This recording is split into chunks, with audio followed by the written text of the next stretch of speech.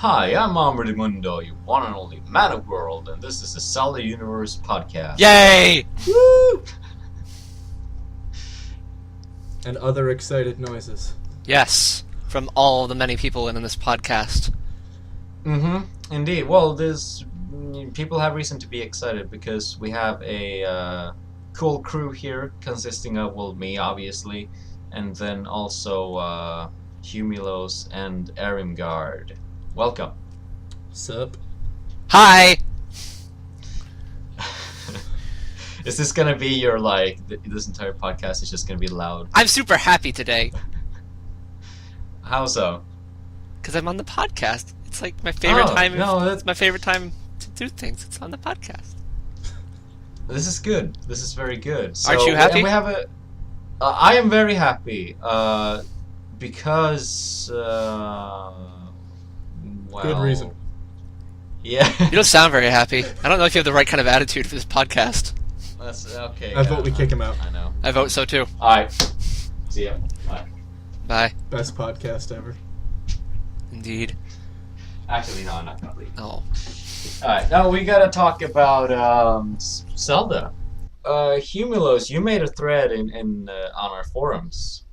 Heck yes, I did. In general gaming. Can you tell us what that was about? Yeah, so here's the thing, is I've been playing Zelda for quite a while now, and, you know, I started off with the Link to the Past, and then I went from the Link to the Past to the older ones. I went to the first Zelda game and Zelda 2, and then Link's Awakening and Ocarina of Time, and went forward from there.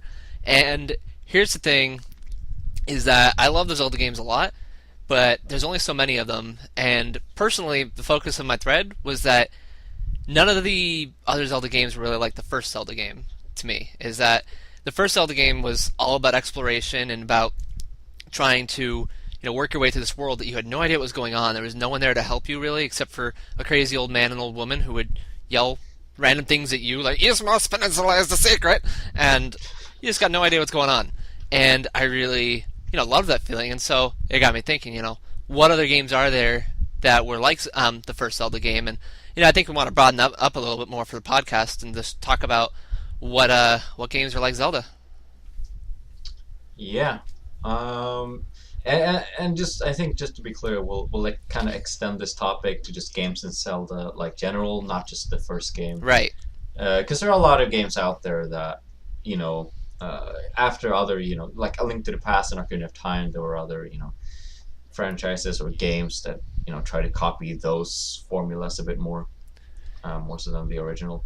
Totally, because I think with the Zelda series, it's like you notice that that's the formula they stuck with the entire time. Is that you had the first Zelda game when it introduced the overhead perspective with that kind of combat and that kind of exploration. Zelda 2 introduced towns and magic. They mashed them all together for Link to the Past, and everyone's like, "This is the most beautiful thing I've ever seen." Some people make games based off of that. Yeah. I can say one game that I've played that I don't think you've played. It's a pretty obscure title, but it's actually really good. Pretty obscure title. You don't think I've played? Freaking, are you going hipster over there? Yeah, that's what I was thinking too. Yeah. It's a game for the Sega Mega Drive or Genesis. No, it is Genesis. Communist. This game is called Soleil, or Crusaders of Centy, if you're from the US. This was kind of supposed to be Sega's A Link to the Past. The game has great music and all. Combat is also similar in a lot of ways. Like, you're a little guy, you're running around this world map, swinging swords, finding treasure, killing monsters, getting upgrades. It's a really cool game, so yeah, if you can get your hands on that, I recommend checking it out. I haven't played that many games that are kind of like Zelda. I tried Okami for like 20 minutes and then I was just like, eh. Oh, whatever, just Okami's great. That's one that's like almost exactly like Zelda. Like everything from the battle system to the way you explore and everything, that one's like very totally Zelda. So I think that's definitely another one worth a recommend. And for me, like an entire series that was pretty much exactly Zelda, but in space was Metroid. And I know if you play Zelda, anyone who's played Zelda probably has played Metroid, but just in case you haven't, they are really super fun games, all about exploration and all about simple combat. That's not like it's not boring, but it doesn't get in the way, just like Zelda games do. So Right. a lot of games focus a lot on the combat. This one focuses on the exploration, and it's really becomes easy to tell parallels from it when you play the Prime series on the GameCube and Wii, because that game like literally feels just like you're playing Ocarina of Time or something, but with guns and stuff. And Yeah, I think Super Decimal, an old administrator on Zelda Universe, used to say that Metroid is basically Zelda with guns in space. totally. And the thing that really appeals to it for me is that it really does capture the exploration aspect like way better than most modern Zeldas do. Most modern For Zeldas, sure. it's very easy to get around, figure out. You're given the world map pretty much on the silver platter with most of the games. You know where to go, you know where you can go, you know what to do because there's people to talk to you. In Metroid, it gives you a really good feeling of isolation because there's just no one else there. I'm not talking about Other M, by the way. Don't think I'm talking about Other M. But even so, like even in games like Metroid Prime 3, where you did talk to a lot of people and you did run missions, you still had these like worlds that were basically free to explore. I would say not as much as Prime 1 or Prime 2, Right. but still, even with a lot of interaction and things going on around you, Prime 3 was awesome, and I didn't feel like the exploration suffered a whole lot. Yeah, definitely. That whole series is just like that was really good. The Prime trilogy is just a fantastic trilogy, and even the 2D Metroids, even though they don't look like Zelda, they're side-scrolling with guns and everything, but Right. they still feel like it. When you play it, you still collect items and you're still exploring, and that to me makes the Metroid series a really good candidate for a game like Zelda. Have either of you guys Sure. ever played Brainlord? Never heard of it. No. It's a well, you wouldn't have, Ombre, because it was only released in Japan and North America. It never came to Europe. It was Ha! In your face. Yeah, right. It was. It's a Super Nintendo game, and it's kind of like an action RPG. Like there's like a level up system and everything, but it's all real time battles. There's no turn based or anything like that. It's not like the first Zelda, just because it's been a while since I've played it. But from what I remember, it's fairly linear. But you collect like various different items and stuff, and there's very puzzle heavy dungeons. And fairies actually play a big role in the game, but they're not like healing elements like they are in Zelda. I think there's like 8 or 10 different fairies in the game that you can collect, and they actually attack. I think one of them can heal, but most of them are attack. Like some of them can shoot fireballs or ice or things like that.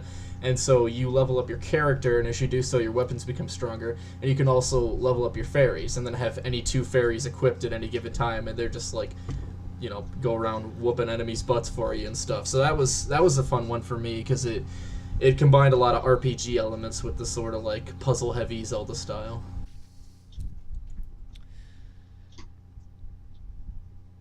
Yeah, is that it? No, it's not it. There are So- 3 games like Zelda. No, here's another one. Okay, so this one, the parallels aren't as clear, but this one, again, I'm about the exploration, so I'm going to keep talking about exploration-based ones. But, in the first Zelda game, you didn't have direction. You were just kind of put in the middle of nowhere. You didn't even have a sword. You were told to nothing. That's it. You're just there, no sword. You walk around. Hopefully, you go in the cave and get the sword. But there's no direction, and you have no idea what's going on.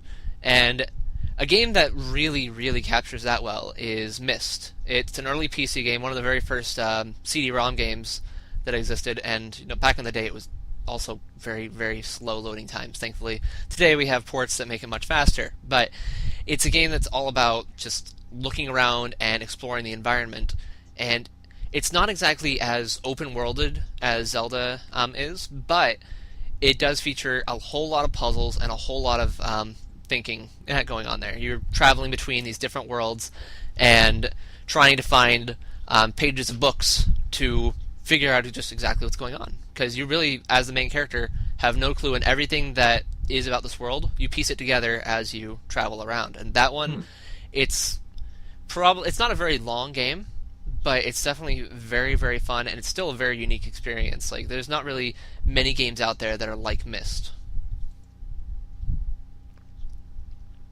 Alright, cool. I've got another one.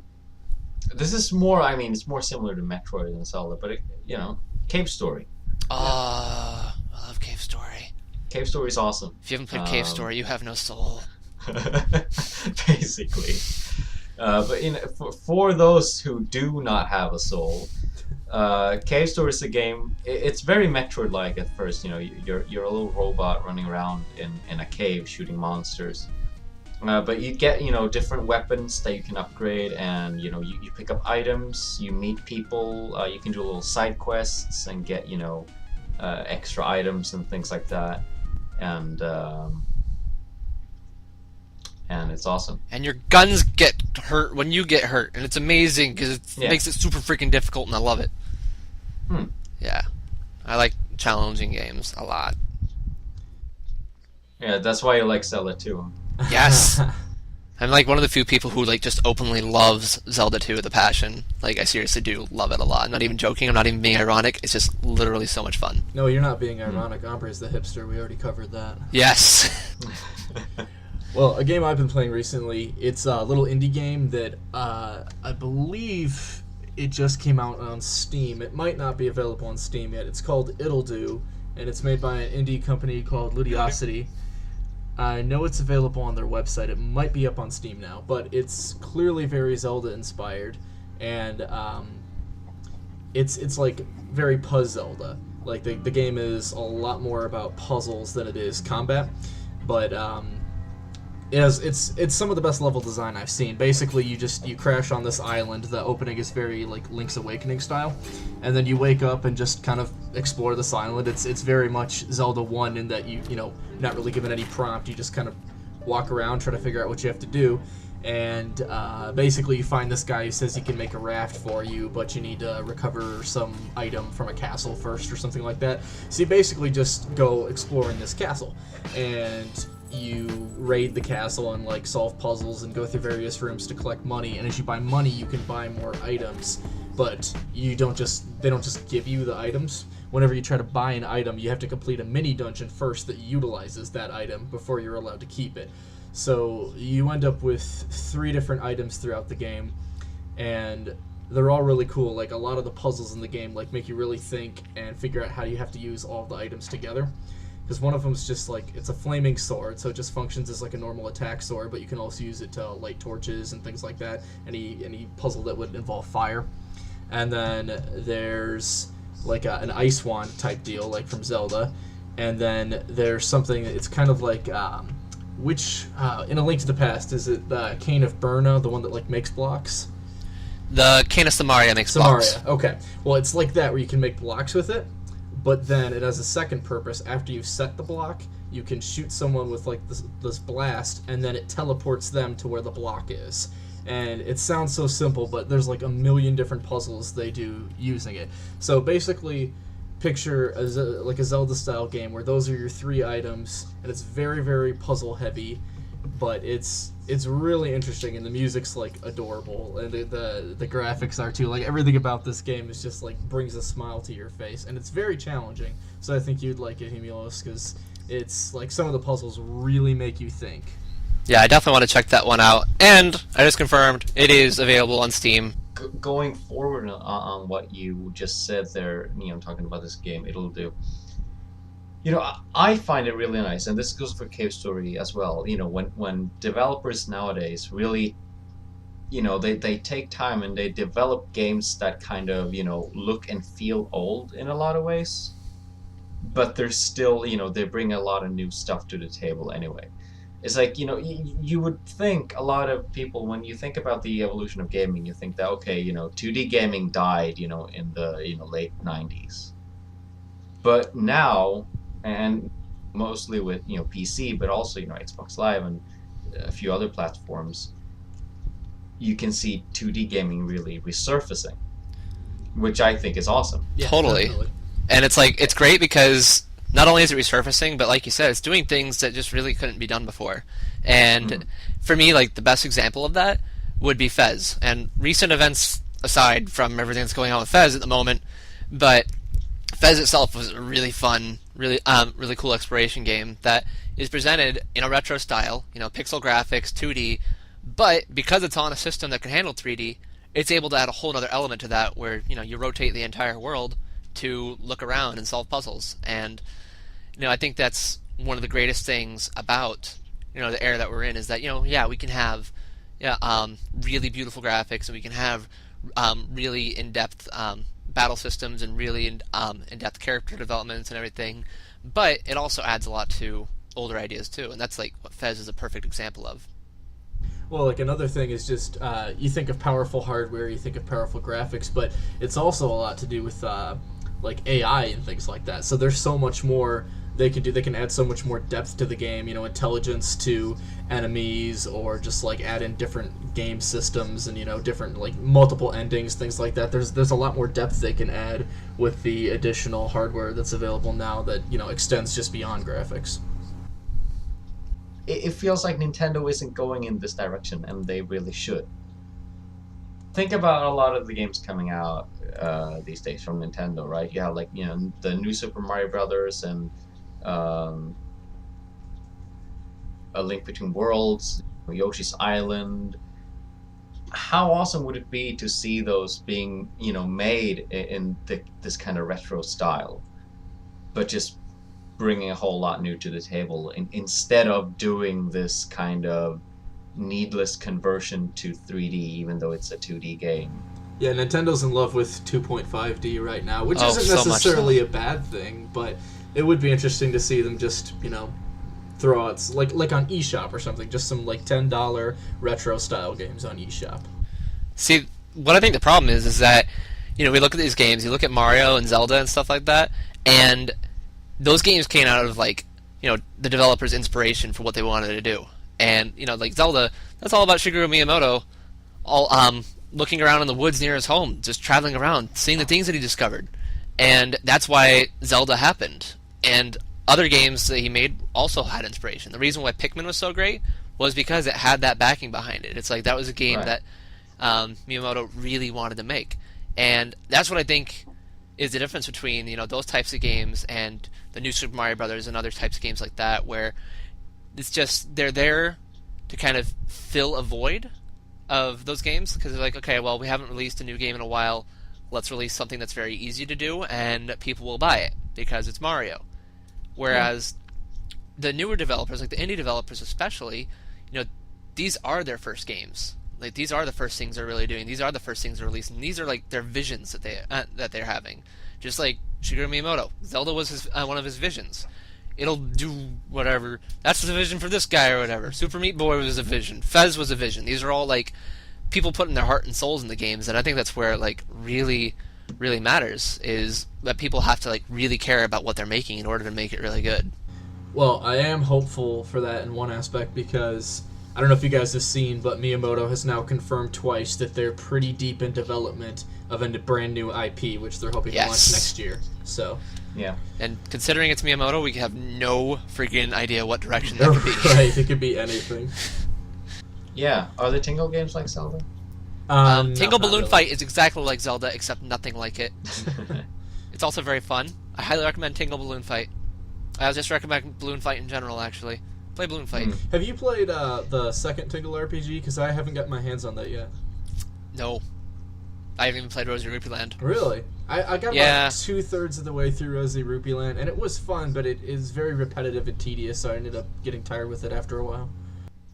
I got a lot of suggestions on the Zelda Universe forums for games that I should play that are like Zelda, and again, that's specifically about the first Zelda, but I got games like, Dark Souls, for example. I haven't played that far into it yet, but I'm planning on it, so if you want to hear what I think about these games, let us know in the comments, and I will come on another podcast and talk about what I think about these games people are giving me. And if you got games you want, tell me. Tell me below. Or if you're on the tablet device, tell me to the right of me. Unless you're on a different type of tablet device, it's a phone, in which case it's still below. There's definitely a lot of games that we didn't mention. Either because, I don't know why. We just didn't mention them. I didn't mention Secret of Mana. Everyone already knows that game's like Zelda.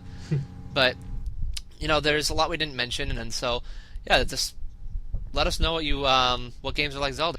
Alright, well, it's been a good cast. We've talked a lot about stuff, so yeah, everyone go and check out all the games and tell us what you think about them, and we'll see you next time. We'll see you next time. That was a good song, hombre. Yeah, I'm really good with making up songs. You are. Uh, Make up a song out of your so slogan.